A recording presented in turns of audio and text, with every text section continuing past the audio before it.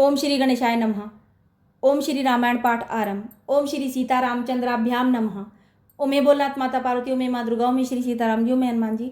मैं आपका स्मरण करते हुए श्री रामायण का पाठ आरंभ करती हूँ। आशीर्वाद दीजिए। आपको मेरा सादर चरण स्पर्श प्रणाम और नमस्कार है। ओम हे हनुमान जी, आपको मेरी ओम जय सीताराम जी की राम राम जी। ओम 22वां सर्ग। ओम राजा दशरथ का स्वस्ति वाचन पूर्वक राम लक्ष्मण को मुनि के साथ भेजना, मार्ग में उन्हें विश्वामित्र से बला और अतिबला नामक विद्या की प्राप्ति। ओम राजा दशरथ का स्वस्ति वाचन पूर्वक राम लक्ष्मण को मुनि के साथ भेजना, मार्ग में उन्हें विश्वामित्र से बला तथा अतिबला नामक विद्या की प्राप्ति।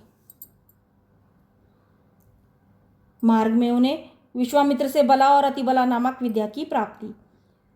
ओम वशिष्ठ के ऐसा कहने पर राजा दशरथ का मुख प्रसन्नता से खिल उठा। उन्होंने स्वयं ही लक्ष्मण सहित श्री राम को अपने पास बुलाया।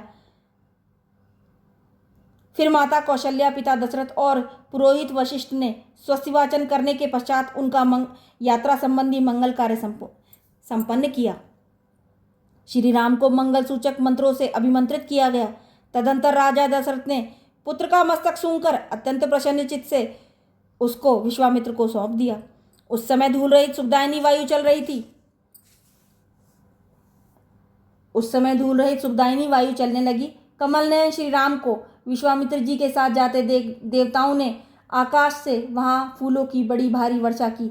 देव दुदुम्बियां बजने लगी। महात्मा श्री राम की यात्रा के समय शंखों और नगाड़ों की ध्वनि होने लगी। आगे आगे विश्वामित्र और उनके पीछे काक पक्षधारी महायशस्वी श्री राम तथा उनके पीछे सुमित्रा कुमार लक्ष्मण जा रहे थे। उन दोनों भाइयों ने पीठ पर तरकश बांध रखे थे। उनके हाथों में धनुष शोभा पा रहे थे तथा वे दोनों दशों दिशाओं को सुशोभित करते हुए महात्मा विश्वामित्र के पीछे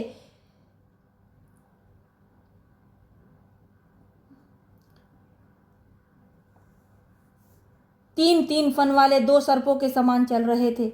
एक कंधे पर धनुष, दूसरे ओर पीठ पर तुड़ीर, बीच में मस्तक। इन्हीं तीनों की तीन फन से उपमा दी गई है। महात्मा विश्वामित्र के पीछे तीन तीन फन, वे दोनों दशों दिशाओं को सुशोभित करते हुए महात्मा विश्वामित्र के पीछे तीन तीन फनों वाले दो सर्पों के समान चल रहे थे। एक और कंधे पर धनुष, दूसरी ओर पीठ पर तुणीर और बीच में मस्तक। इन्हीं तीनों की तीन फन से उपमा दी गई है।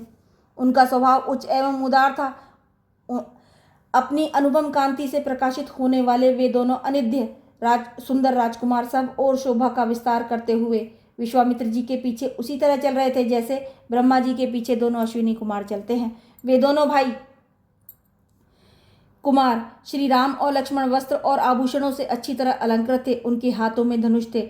उन्होंने अपने हाथों की अंगुलियों में घोटी के चमड़े के बने हुए दस्ताने पहन रखे थे। उनके कटी प्रदेश में तलवारें लटक रही थी। उनके श्रीअंग बड़े मनोहर थे। वे महातेजस्वी श्रेष्ठ वीर अद्भुत कांति से उद्भासित हो सब और अपनी शोभा फैलाते हुए कुशिक पुत्र विश्वामित्र का अनुसरण कर रहे थे। उस समय वे दोनों वीर अचिंत्य शक्तिशाली स्थाणुदेव महादेव के पीछे चलने वाले दो अग्नि कुमार स्कंद और विशाख की भांति शोभा पाते थे। अयोध्या से 1.5 योजन दूर जाकर सरयू नदी के दक्षिण तट पर विश्वामित्र ने मधुर वाणी में राम को संबोधित किया और कहा, वत्स राम, अब सरयू के जल से आचमन करो। इस आवश्यक कार्य में विलंब न हो। बला और अतिबला नाम से प्रसिद्ध इस मंत्र समुदाय को ग्रहण करो। इसके प्रभाव से तुम्हें कभी श्रम, थकावट का अनुभव नहीं होगा। ज्वर, रोग या चिंता जनित कष्ट नहीं होगा। तुम्हारे रूप में किसी प्रकार का विकार या उलटफेर नहीं होने पाएगा। सोते समय अथवा असावधानी की अवस्था में भी राक्षस तुम्हारे ऊपर आक्रमण नहीं कर सकेंगे। इस भूतल पर बाहुबल में तुम्हारी कोई समानता करने वाला कोई नहीं। इस भूतल पर बाहुबल में तुम्हारी समानता करने वाला कोई न होगा। तात रघुकुल नंदन राम बला और अतिबला का अभ्यास करने से तीनों लोकों में तात रघुनंदन राम बला और अतिबला का अभ्यास करने से तीनों लोकों में तुम्हारे समान कोई नहीं रह जाएगा। अनग, सौभाग्य, चातुर्य, ज्ञान और बुद्धि संबंधी निश्चय में तथा किसी के प्रश्न का उत्तर देने में भी कोई तुम्हारी तुलना नहीं कर सकेगा। इन दोनों विद्याओं के प्राप्त हो जाने पर कोई तुम्हारी समानता नहीं कर सकेगा, क्योंकि ये बला और अतिबला नामक विद्याएं सब प्रकार के ज्ञान की जननी हैं। नरश्रेष्ठ श्री राम तात रघुनंदन, बला और अतिबला का अभ्यास कर लेने पर तुम्हें भूख प्यास का भी कष्ट नहीं होगा। अतः रघुकुल को आनंदित करने वाले राम, तुम संपूर्ण जगत की रक्षा के लिए इन दोनों विद्याओं को ग्रहण करो। इन दोनों विद्याओं का अध्ययन कर लेने पर इस भूतल पर तुम्हारे यश का विस्तार होगा। ये दोनों विद्याएं ब्रह्मा जी की तेजस्विनी पुत्रियां हैं। ककुतस्थ नंदन, मैंने इन दोनों को तुम्हें देने का विचार किया है। राजकुमार, तुम ही इनके योग्य पात्र हो। यद्यपि तुम में इस विद्या को प्राप्त करने का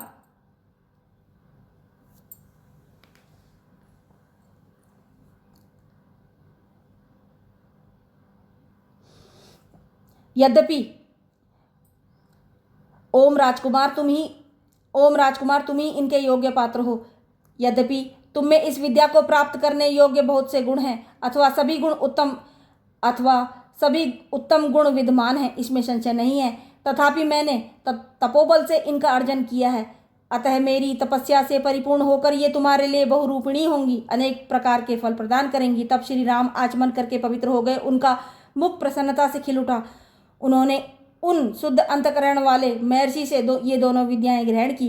विद्या से संपन्न होकर भयंकर पराक्रमी श्री राम सहस्त्रों किरणों से युक्त शरतकालीन भगवान सूर्य के समान शोभा पाने लगे। तत्पश्चात श्री राम ने विश्वामित्र की सारी गुरुजनोचित सेवाएं करके हर्ष का अनुभव किया। फिर वे तीनों वहां सरयू नदी के तट पर रात में सुखपूर्वक रहे। राजा दशरथ के वे दोनों श्रेष्ठ कुमार उस समय वहां तृण की शैया पर, जो उनके योग्य नहीं थी, सोए थे। महर्षि विश्वामित्र अपनी वाणी द्वारा उन दोनों के प्रति लाड़ प्यार प्रकट कर रहे थे। इससे उन्हें वह रात बड़ी सुखमयी सी प्रतीत हुई। इस प्रकार श्री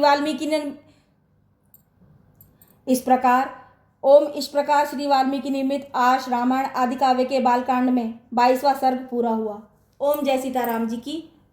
राम राम जी। ओम जय हनुमान जी की।